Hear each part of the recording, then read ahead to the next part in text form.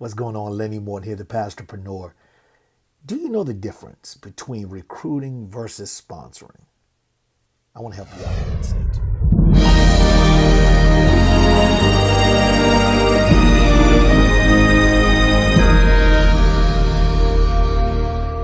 So what's going on? Recruiting versus sponsoring. And really it starts with an understanding of who your target audience is and how to fish, in that market or that niche where your target audience, your target market hangs out, your pocket of people.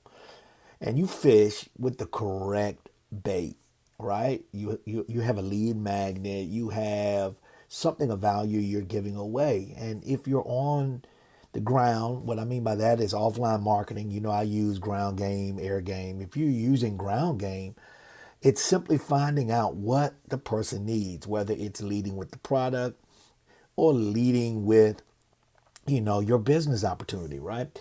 And so it all depends in whatever case, right, on the need of the person.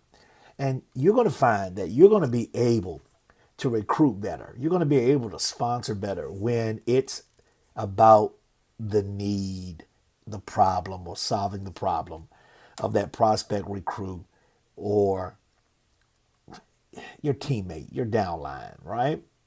And so, someone you sponsored. So this is where we're going to start.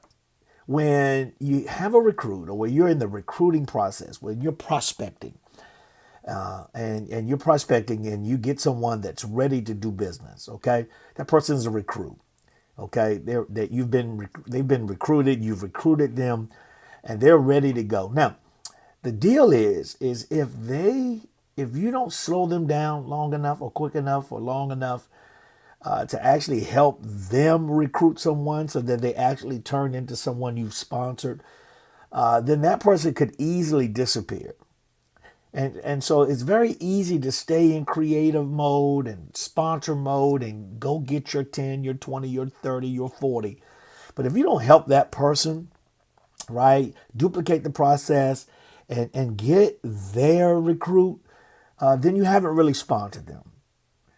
And so one of the things that we want to help, one of the things I want to help, everyone understand, right, is in those first 30 days when you're making your initial push, it's all about going through the numbers, mastering the process. So then your new person can duplicate the process and you can teach the process, because you got to remember, right, you haven't recruited someone until you get them someone. Number two, a leg of business is not a leg until it's 4 deep.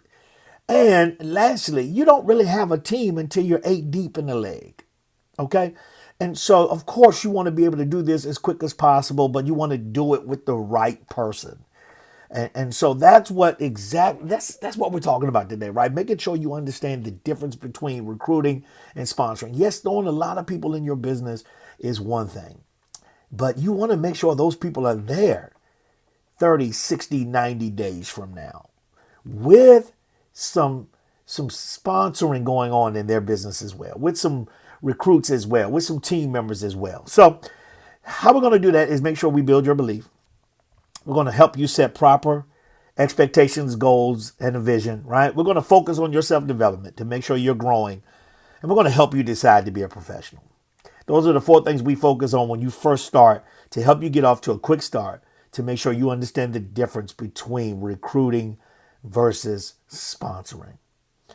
If this information has helped you, right, where I got it from is a training I'm giving away for free. It's right below this video.